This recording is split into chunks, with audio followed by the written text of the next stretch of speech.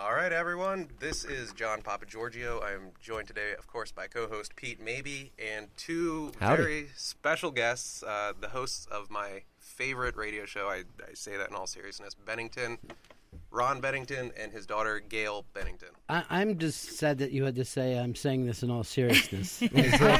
as if who would believe that? He says that about a lot of guests. I'm not kidding this time. Well, I remember when you wrote that article for the Interrobang about Always Sunny. Holy crap, you do. Yeah, wow. No way. And you said, admit it's great. And I'm like, I thought everybody knew it was great. There's some people who don't like that show. I feel Always Sunny maybe around, season 10 now? People finally recognize that it's hit some sort of stride, and it is great. But I think a lot of people watched 2 seasons and walked away, and I'm one of those. I didn't know I thought that. it hit its stride early. I thought it was amazing, probably by at least 3. I always liked the fact that they never cared about doing the accent in Philly, even whatsoever, not even slightly. And then one time they did that show about accents, and they brought up if you had to pull something, you had to pull this card, and then whatever came up, you had to do the accent, and they were going around. And then they pulled a Philly accent, and they just started doing it. And nailed it. They could have done it the entire time. Why not? It was really funny, though. But I thought it was great that they were just this is what people from Philly talk like. Well, it's great to be on with you guys. Thanks for inviting us. Oh, thanks for waiting around for all the trouble. So, I have to ask. Good. Hold on, how we're getting does a this call. place, the DC Studios, XM, that's where we're recording before you're Unmasked with Ali Wong, how does this compare to the New York studio? It's, I'd say, 1 million to 2 million times better. Yeah, it's so massive. There's so much space. These studios are gorgeous. So you guys are actually cramped. It's not. Yeah. Well, we're in Midtown Manhattan, and we have 1 million stations, and all kinds of celebrities are coming in and out all the time. So yeah, we're way more cramped. This place is gigantic. We're about we are about 1/10 the size of this. I imagine easily. it just one long hallway. It is. Is it something like pretty that? much. It is, and it's glass. You guys are what? Avenue of the Americas, right? You guys are what floor? We're 36th floor? 36th floor, yeah. yeah. So, there's only Just one. the one? Yeah. There's, we got a couple of floors there. But this place is, massive. It's also awesome. Gorgeous. It looks like you could shoot something about a radio station. It's so phenomenally beautiful. It's an experience. Well, we were talking about just writing a rom-com for this place. And I thought a radio co-host falls in love with a drug addict, gambler, producer. Perfect. Sounds about right. Who curses way too much. Sounds great. Yeah. So, Practically writes itself. yeah, it does. So you have the Unmasked with Ali Wong coming up. Speaking of Unmasked, this is for the listeners. If you guys aren't following the at Twitter Unmasked account, you definitely have to. It's the only way you're going to get tickets, and all the interviews are amazing. Well, thank you very much. Today, we're running the Big J Okerson because that's, running this weekend, and then I'm taping Ali. But we've got a couple more really cool ones booked up. A couple of the last ones were some of the funniest we've ever done, too. The Big J, The guys Big were J there. one was hilarious. It was just wall-to-wall laughs. Before that, Jim Norton was also wall-to-wall laughs, if you get a chance to hear that Can't one. believe I missed that. It's just a scream. So, and by the way, I just want to say the Big J story where he was talking about dropping his pants. Yeah. To Funniest the theme stuff of, ever. 2001. All that I could think of was Bobby Hill. I just had the feeling, literally while he was saying it, I was just thinking of a young, short, fat Big J just trying to get love. He just got, in a controversial thing, Big J Okerson, he was with the AV Club, I believe, and it was their hate song. Yeah. And what he said was so offensive that they had to pull. There were so many complaints about it.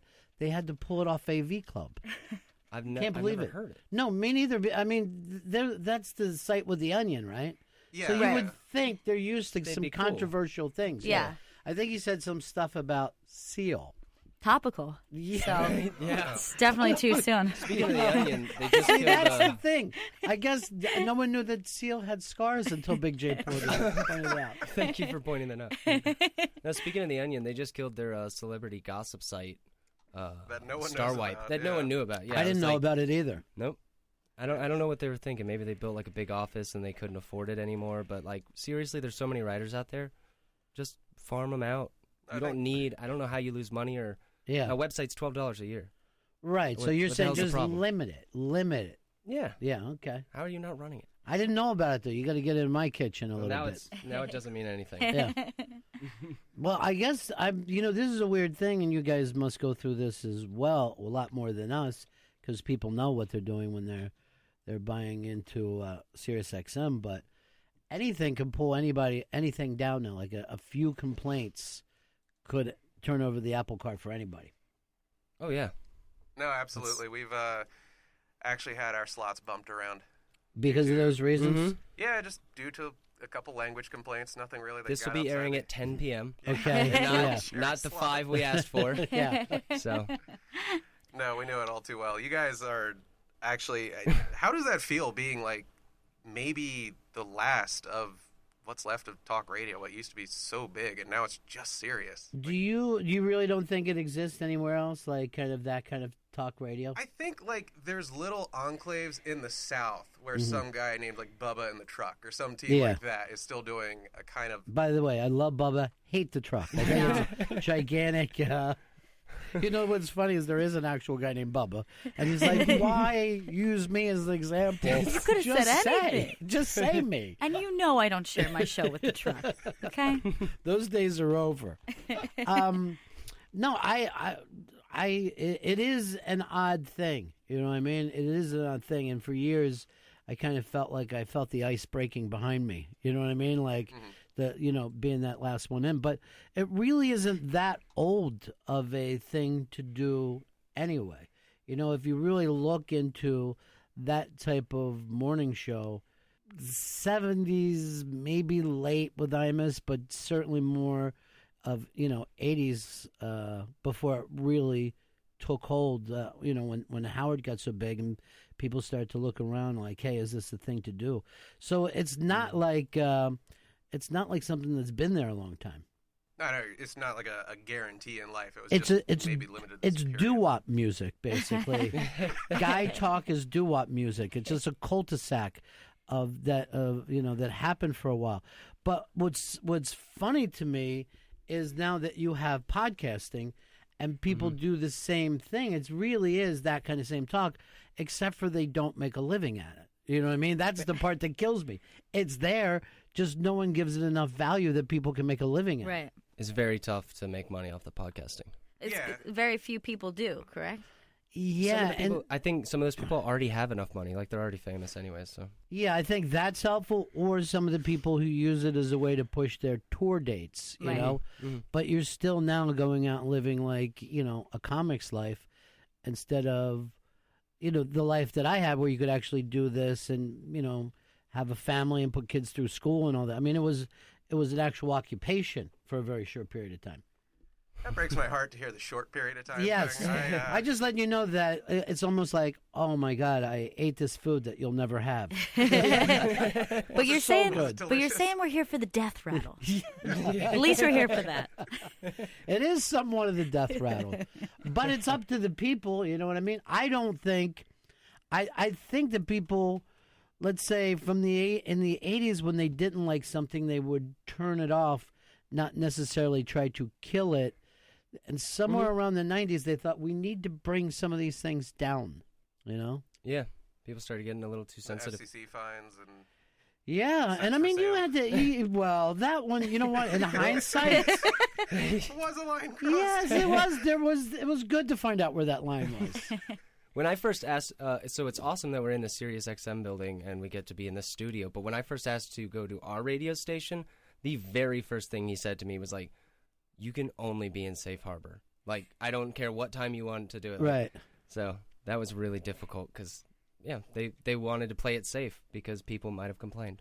Well, people will lose their jobs. Like when you brought up Sex for Sam, it wasn't just that those guys that lost their jobs. The PD lost his job. The general manager lost his job. And that's when they said basically like, hey, we're never doing this again. You know, no one is going, and it's sad to say this, but no one else is going to have sex in a beautiful cathedral while acting like that's funny. What's the point of America? Yes. And I believe it was anal. It never gets discussed. Really? And I believe it may have been anal. Yeah. That's even better. Yes. Take it. Run with it. So the ripple effect actually brings us to the next point.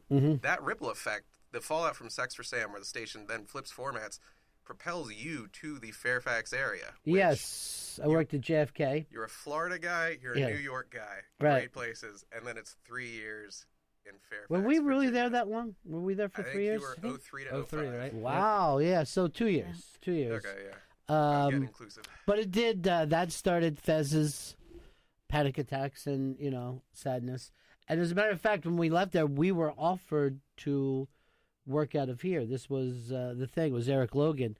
And Fez is like, no, we have to go back to New York because that's where I could be sane. Again, that's where I'll be free. Makes sense. How'd that work out? No, it didn't. It didn't. But you know what? Theories happen, You have to have a theory. But Gail, you never lived down here at all. No. You would come down occasionally. Yeah, I was in school at the time. So, yeah, during that time of your career was probably like the most distant I was. Right. Where I wasn't able to, listen that frequently. So I would catch it here and again when I would come to visit, though. Did it sound different to you? Did it sound like... Yeah, it was a very big change. And for me, felt seemingly overnight because... I wasn't here for the beginning of it, and so I showed up, and you're like, "Yeah, this is this new weird vibe that's going on." It was, yeah. Oh, you mean as far as Fez struggling? Yeah, and everything, and also just like the style of the show was different. Mm-hmm. You were also doing, what was it, the Fastest Hour? Oh yeah. We were doing which was a middays. Great concept show, and it was a great concept for Pardon the interruption, but it wasn't that different from what they were doing then. We just done radio in an hour as fast as we possibly could, but that was a ball. All right. I have one question as just a fan of the format, fan of the station, all that. Do you have any great Don and Mike stories? Gail, I'm not sure if you know who Don and Mike were. I've met them a few times, yeah. Now, are you fans of them? Or are you... I grew up it was just Stern, Don and Mike, and you guys. Yes. I always thought that Don and Mike, and because they used to fight with O&A all the time. It broke my heart. I felt the same way. I was literally saying it almost seemed like for both of them, and I don't know who started or who returned, but I'm like, this is like seeing a dog bark at a mirror. You know what I mean? They're the same dudes. They're the same backgrounds, and that's something weird that I think the reason why that kind of talk radio didn't work so much, because there was always that kind of infighting. You know what I mean? Mm-hmm. It was that always, no matter what station you went to, the 12 o'clock show would be fighting with the 3 o'clock show, and or the the morning show. So it was always that way. Because I don't think Howard ever even got along with either one of those shows either. They openly beefed. And there was never any reason to do that. But I always thought that Don and Mike were terrific. As a matter of fact, I always thought that it was amazing. On 9/11, they were in New York with us at the time, and I remember when the whole thing was going down, going like, what is going to happen? And I walk in, and they were just running a straight news show, man. They went from being shock jocks to, all right, here's what's happening. You know what I mean? They're really good broadcasters, and to be good at any of this stuff, you have to be a good broadcaster. And I saw this that day, I thought, well, these guys could do, guy talk, but they could do sports. They could, do news. They would probably be great if they were a parade about it. The level of broadcasting skill that those guys had, I always thought was pretty amazing. It's pretty tight. Yeah. And it's weird you mentioned 9/11. So you were there as well? The whole staff was there? I know the O&A show for 9/11. I wasn't in town, so I didn't hear that. O&A couldn't come in that day. They did a show out of Long Island. Don and Mike were in New York at the time, So they were on the air. And then oddly enough, I ran down to Gale's school, got her, and brought her back to the station because we couldn't get back to where we were. So she was actually there with me during that entire show. Yeah, I was in the room for that whole show. Yeah, which was crazy. Yeah, that was such a surreal experience. I mean, just opening up the phones and, people who are just still in that very raw looking state. For people, yeah. It was not, there wasn't even at that point of reflection yet. So no. Everything was still completely raw, and people were calling, looking for their family members. Yeah, it was crazy. It was a very intense place to be. And yet it felt very connected to be there. Yeah. Well, that when you talk about the format, I mean, just think now how many places are automatic. You know what I mean? So guys like you should be making your bones at different shifts, at that point, and you'd be able to go on the air and talk about these things. But now I don't know where, I don't know what will happen if something like that comes up again. I don't know how many stations will be up and moving enough to actually be there to service the community. Like I said, Dynamite went from doing, the fact of their regular show to being that kind of show that would be able to be the center of a community, giving out information, taking in information. That stuff is a lot more important than people think. Mm-hmm. And, by the way, all the cell phones go down. Yeah, you know what I mean? Exactly. So you really do need... Rely on the radio. You need terrestrial radio in that situation. 100%. All right, well... Let's end on the 9/11 note. You know what? We tried to. Chris, why don't you come in and say hi? We gotta get out of here. Hello, everyone. How's it going? Chris, by the way, Stanley thanks Bennington. for facilitating this, man. Thank you so much. Very welcome. And, I guess we have to wrap up on that note. He's given the signal. Ron and Gail... you were giving a signal, Chris? Yeah, give me a countdown. A little bit. Why? I saw the fingers. That was 5 minutes ago. Well, I wish we could have ended on something a little brighter there. I wish I could tell you guys you have a future in this business. But you don't. Nope. That's okay. But you don't. But you're going to have something I never had, and that's VR goggles. Yeah. So think your about that. life We is can good just play games all too. day, and you can do the voiceovers in it. Yeah. Oh, you wanted to ask her about voiceovers. You never had. I already we did, didn't but I'm going to have her sign some video games. Characters you did. So we... Oh, yeah. So I started, I worked at Rockstar Games for a long time. So I started, awesome. I actually met them because I came in to do some voiceover, and through that ended up getting a gig there. But I just ended up being kind of like a utility player. Okay. So anytime that they would need Women on the street. Women on the street, oftentimes young boys. This is like No, that often if definitely there was like a happens in the 10-year-old voiceover boy, world. that was my Let's hear job. your 10-year-old boy. So I'm like the first voice that you hear in Red Dead Redemption, and I'm the newspaper boy, and I'm going, extra, extra, read all about it. That's pretty much it. I'm the first, yeah. So you can hear me. I'm a lot of women screaming and crying, being raped and murdered, and I also play like a little anime character in. It's like an anime TV show within the actual video game. So to see yourself on a tiny screen within a tiny screen, That's pretty and dope. you know you've really made it. What's that voice? So that is, so it was like, oh, Saki! It's like that. It's pretty much that. Speedball makes Saki sick. That is perfect. I don't know why Saki Thank you does so much. speedballs. Saki makes me sick. Saki did a speedball? Yes. Okay. Yeah. All right. All right. Any voiceover I ever Thank you, did guys. like that, I always went back to my same character, Gruff. Yeah. It's just like, hey. That's all I ever had. Shut up. Gruff sounds a lot like Bubba. Yeah, it is. It's Bubba. Well, dudes, this was really fun. Thank Chris, you guys. Thank you so much. Chris really looks upset with us because we've screwed up his Sweating. calendar. We've got to go say hi to some of the XM bigwigs. Oh, yeah.